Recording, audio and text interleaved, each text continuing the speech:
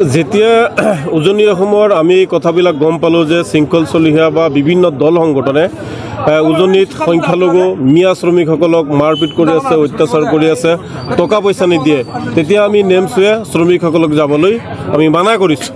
তাৰ পিছত এতিয়া বিশেষ সূত্ৰে আমি গম পালোঁ যে শৃংখল চলিহাৰ নেতৃত্বত এতিয়া মিয়া শ্ৰমিক উজনিলৈ গৈ আছে।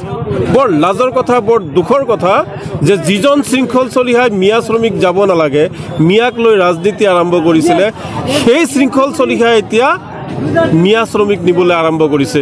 আজি বিশেষ সূত্ৰে গম পাইছোঁ যে শৃংখল চলিহাই উজনিলৈ ইটা ভাটাসমূহলৈ, বিশেষকৈ শিৱসাগৰ ডিব্ৰুগড়ৰ যিসমূহ ইটা ভাটা আছে, সেই ইটা ভাটাসমূহত হাজাৰ হাজাৰ শ্ৰমিক লৈ গৈ আছে। আমি কিছুমান বাছ ঘূৰাই দিছিলোঁ আৰু এতিয়া আমি জানিবলৈ পাৰিছোঁ যে শৃংখল চলিহা ডাঙৰীয়াই ট্ৰেইনেৰে, ৰেলেৰে তেওঁ শ্ৰমিক লৈ গৈ আছে। তেওঁ সৰু সুৰা গাড়ী ভাড়া কৰি শ্ৰমিক লৈ গৈ আছে।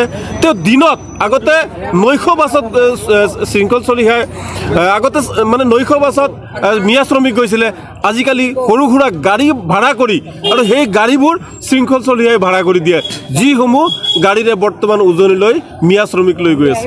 গতিকে হয়তো আমাৰ এটা ধাৰণা হৈছে যে শৃংখল চলিহাৰ কাৰোবাৰ লগত বুজাবুজি হৈছে, আৰু বুজাবুজি হোৱাৰ পাছত এতিয়া মিয়া শ্ৰমিক মানে উজনিলৈ নিব আৰম্ভ কৰিছে। গতিকে এটা কথা, শৃংখল চলিহাৰ কথা শুনি বা বেলেগ কাৰোবাৰ কথা শুনি যিসকল মিয়া শ্ৰমিক উজনিলৈ ইতিমধ্যে গৈ পাইছে, সেইসকলৰ ওপৰত যদি ভৱিষ্যতে কোনোবাই আক্ৰমণ কৰে, ভৱিষ্যতে যদি এই শ্ৰমৰ ধন তেওঁলোকক নিদিয়ে, তাৰ বাবে কিন্তু সেই শ্ৰমিকসকল যিমান দায়ী হ'ব তাৰ সমানে দায়ী কিন্তু এই শৃংখল চলিহা, লগতে যিসকলে তেওঁলোকক মাৰপিট কৰিব সেইসকল হ'ব।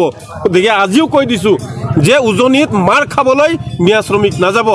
নিজৰ যি ধন, প্ৰাপ্য ধন, সেই ধন হেৰাবলৈ আপোনালোকে উজনিলৈ নাযাব।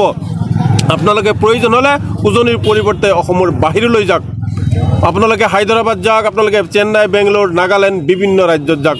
কাৰণ নিজৰ ৰাজ্যৰ উজনিত এতিয়া মিয়াৰ নিৰাপত্তা নাই। য'ত মুখ্যমন্ত্ৰীয়ে নিৰাপত্তা দিব নোৱাৰে, য'ত DJPয়ে নিৰাপত্তা দিব নোৱাৰে, আপোনালোক মিয়া শ্ৰমিক কাৰ সাহসত সেই উজনিলৈ যাব? এটা কথা আপোনালোকে জানে যে শ্ৰমিকৰ যি নিৰাপত্তা, এই নিৰাপত্তা অসমৰ বাদে বাকী ভাৰতবৰ্ষৰ যিসমূহ ৰাজ্য আছে, প্ৰতিটো ৰাজ্যতে শ্ৰমিকৰ নিৰাপত্তা আছে, তেওঁলোকৰ জীৱনৰ নিৰাপত্তা আছে, আৰু যি শ্ৰমৰ ধন, সেই ধন মানে আদায় দিয়াত চৰকাৰে সহায় কৰে। কিন্তু উজনিত যিটো দেখা পোৱা গৈছে, এই ক্ষেত্ৰত আমি বুজিবলৈ পাৰিছোঁ যে অসম চৰকাৰে এইসকলক নিৰাপত্তা দিয়াত ব্যৰ্থ হৈছে। আৰু মই অসমৰ মুখ্যমন্ত্ৰী ডাঙৰীয়াক, DGP ডাঙৰীয়াক মই অনুৰোধ জনাম যে আপোনালোকে ভাৰতবৰ্ষৰ বেলেগ ৰাজ্যৰ পৰা শিক্ষা লওক যে মানুহক কেনেকৈ নিৰাপত্তা দিব লাগে, শ্ৰমিকক কেনেকৈ নিৰাপত্তা দিব লাগে।